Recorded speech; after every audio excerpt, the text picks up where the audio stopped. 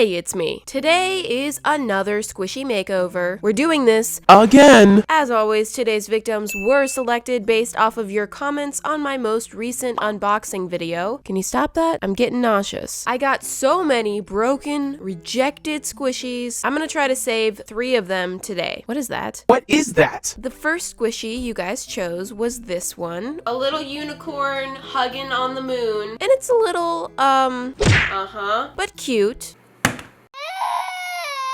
Well, that was mean. Next is this cat, who's, great and all, but I'm pretty sure it got chosen for its tail.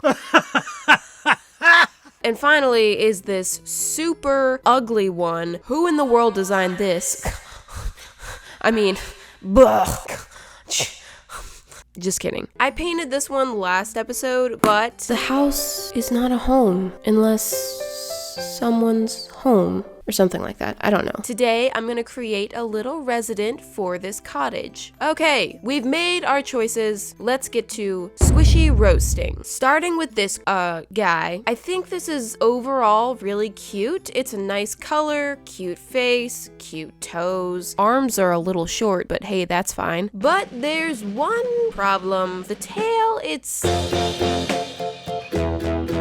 in a position that's a little distracting. Also, it has a nice big rip across its neck. It doesn't really have a neck actually, but But other than all that, it's just, pretty plain. So let's see if we can add a little more personality. I'm gonna start with some sandpaper, which still has the guts of the last squishy on it. I'm just using the sandpaper to rip it up a little bit so that the paint is sure to stick. See that texture? That's what we want. Now, I'm gonna do something about this tail. I had to find just the right tool for this job. I'm gonna work my way all the way around, slowly and carefully, trying to cut as cleanly as possible until I've completely removed that thing. Today is not your day, bud. Here we are. Ew. I'm not just gonna take his tail away completely, so let's just reposition it. But that open wound is looking rough. So now I'm just gonna trim around the edges to try to smooth it out as much as possible.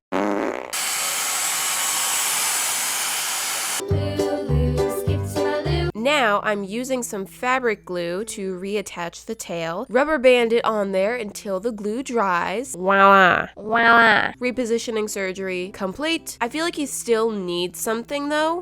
Yeah, there we go. A half-eaten donut? Gee, thanks. He likes it. I think he should hold this donut forever. So let me just glue that donut onto his belly and okay, moving right along, I'm gonna take some slick paint and fix all the rips, cracks, and secure the donut on there, which, by the way, has sprinkle scars. Oh, the tragedy, the injustice, the sheer evil. And securing that tail on there, as well as covering the raw, squishy flesh in his little area down there.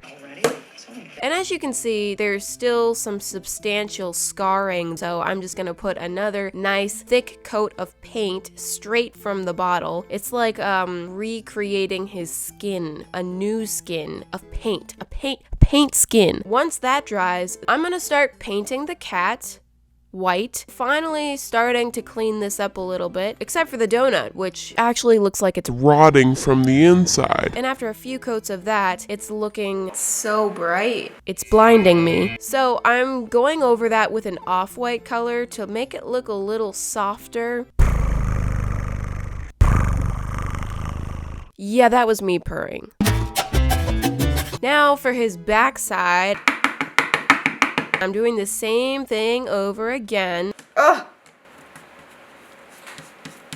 And once we get that blinding look, it's time for the cream. Painting that on. Yes, okay, cool. Okay, all right, the whole cat is painted. Wait, not the whole cat. There's still cat in the hole. Let me just paint in that hole real quick. Next, I'm gonna be sketching out a pattern to give this little guy some more detail and character.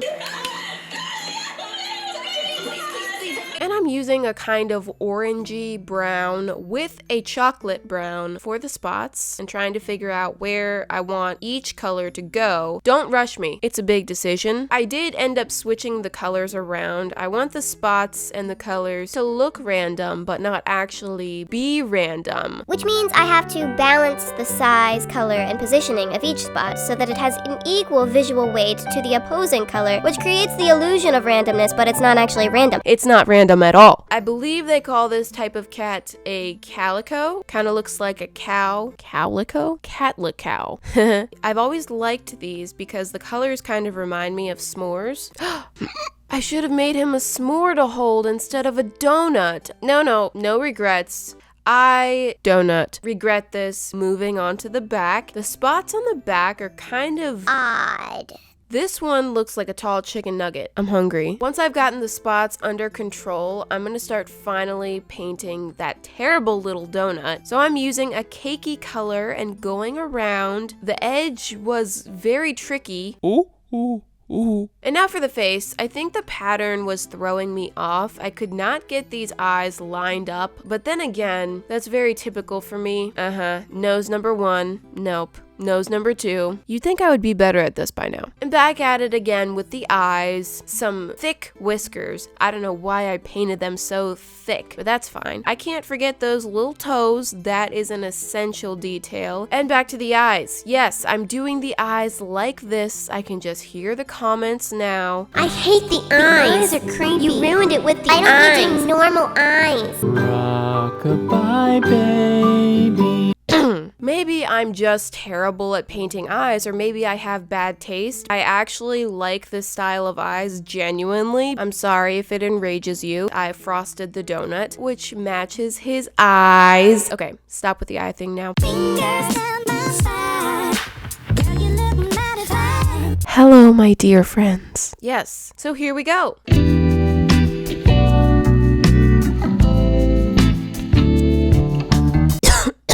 Alright, so here's the before and after. This one was difficult because other than the inappropriate tail situation, there really wasn't anything wrong with the design, but it definitely does have a more unique look and a lot more detail now. I don't think his stubby little arms can reach that donut. Sad. Just look at the hunger in his eyes. Let me just help him out there. I think the donut is eating him. But yeah, I think the tail surgery was a success. That's a weird angle. What you looking at? To me, he kind of looks like he's floating on a river on his back, casually, with a donut. Okay, moving on. It's time to find a resident for my house.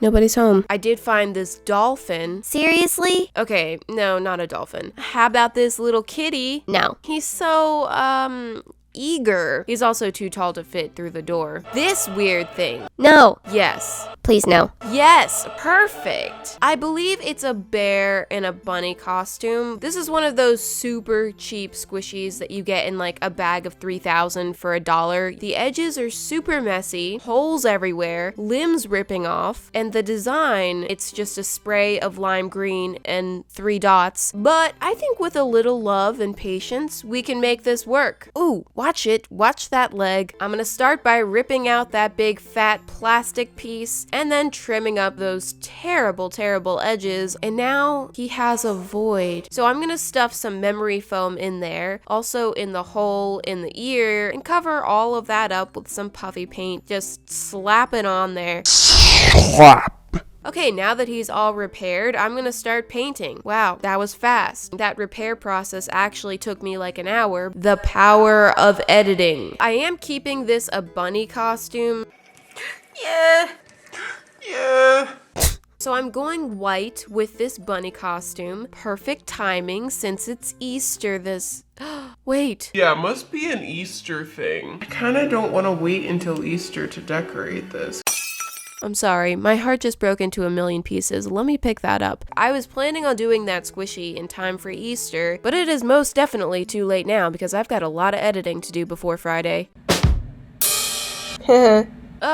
Oh, this is when I realized I forgot to cut the nose off of this thing. Wonderful. So even though I had already painted it, I decided to cut off that nose anyway, which is a risky decision because the paint will give the cut very sharp edges that can be very difficult to cover up. Do you see what I mean? So I started trying to fill in that gouge with slick paint. The reason I wanted to cut off the nose is because I actually wanted to make this into a person wearing a bunny suit. And this is not the first bunny costume squishy that I've done. What? But I do think this is the first human being squishy that I've done, unless you count the mermaid, but They're half fish. I'm adding little hairs coming out of the costume, some nice rosy cheeks, and the face. That needs some work. I also added some little freckles just to make it interesting. I tried making his tail gray. I thought because gray bunnies have white tails, maybe white bunnies can have gray tails. Kinda just looks like a turd. So let me just forget about that one. Add my little signature. Okay, done. Here's the before and after. I think it's a huge improvement from what it was, and I'm quite happy with it. It's interesting because he looks so worried. Hi guys. Hi. Maybe he's worried because he looks like an idiot. So, little dude, welcome to your new house.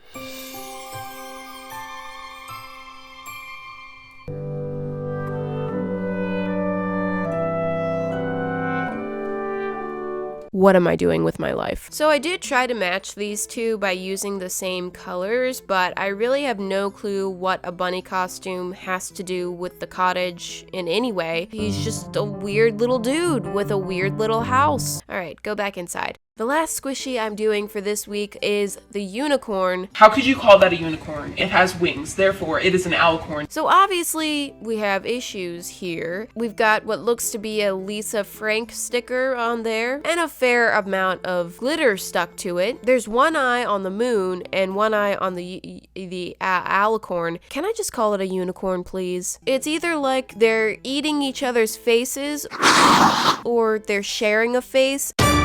Let's just see what we can do with this one. I'm gonna ditch the stickers, sorry. Then I'm gonna take some Fabric Fusion and glue up this ginormous rip, match it up, and rubber band it. No, I don't think that one's gonna work. There we go. Boom! We're back in one piece. There are still surface cracks, so I'm gonna seal all of that up with a bunch of slick paint and using a paintbrush to kind of blend out the edges so they aren't too bumpy. Done! And once again, I'm painting this white. I'm gonna be using metallic fabric paint, which has 0 coverage power whatsoever. It's really difficult to get them to show up on any other color other than white. Okay, prepping my metallic paint, and now I'm going in on the moon. One small step for man. You see what I mean about 0 coverage power? These are super transparent, so it takes like a million coats to do anything. I was actually really surprised that so many people requested to see this squishy get a makeover. Most of the time, it's the huge one, or the super damaged one, or the really ugly one, but this one is just kind of normal. But I'm here to do what the people ask, except when it comes to eyes. That's finally looking good. So I'm going in with white again, and I'm touching up all of those areas where the blue is encroaching. And it's interesting because the metallic paint is so see-through and weak, but once it's there, it's so difficult to cover it up. Nope. Oh, that's wet paint. That is wet paint. Okay. I'm gonna try something a little different. Oh boy. This is a glitter fabric paint, which I have a ton of, but never use. So let's give it a chance. So I thought I could do like a multicolored hair, basically what it had before, but just in glitter, and I thought that that would look cool. It doesn't. Maybe it's just too many colors, so let me just get rid of the lime green and just stick to these colors. Once it dries, you can't really go over it with regular paint. I had to decide while it was still wet whether I liked it or not. After considering, I decided I hate it. It's awful, so just no. So now I have to go over the remaining glitter that didn't come off and cover that up so I can try a new idea. This time I'm just gonna paint the hair with metallic yellow. I was thinking, you know, moon, stars, and stars are shiny, stars are yellow. It's a star unicorn. Or sorry, alicorn. And I made the wings blue to kind of match with the moon. And I went for metallic gold for the details. So, you know, we've got a yellow and gold star theme, I guess. And I did keep the body white, which I kind of regret because I think I could have done something a little bit more interesting since the old body was white. But that's what I chose to do. I'm gonna give glitter another chance. I really wanted this unicorn to be shiny. Twinkle, twinkle, little star. So I just used this glitter over top of the wings and the mane and all of that, which I think turned out pretty well. The only problem is with all of the coats of metallic paint and then the glitter on top of that, I lost a lot of the definition in the hair, so it looks a little blobby. Now I'm adding some of the finishing details, the ears, the eyes, which look so dark, so harsh, so strong. It kind of looks like a ghost. And then some stars because the moon looked a little plain. That looks like a person. And then I decided I'm gonna go back in and try to outline some of the areas to bring back the details, which kind of worked. I covered the stars in glitter, signed my initials, and that was it. I will say I like it better than the original. I don't hate it, but it's definitely not one of my favorites. It's nice, it's pretty. I think it's a good change. Super good squishiness. And you know, the rip is gone, of course, so that's a good thing. The wings look kind of weird to me now. They almost don't look like wings anymore. They look like some weird kind of backpack or like a saddle. Hey guys, how's it going? Yeehaw! So that's it for today. I feel like you guys chose two really hard ones in this episode. There wasn't that much repairing or altering that needed to be done, but I had so much trouble coming up with a creative way to make these different than the originals. But overall, I think they came out well, so I am happy with them. I hope you guys enjoyed this episode, and I'll see you next Friday. Bye!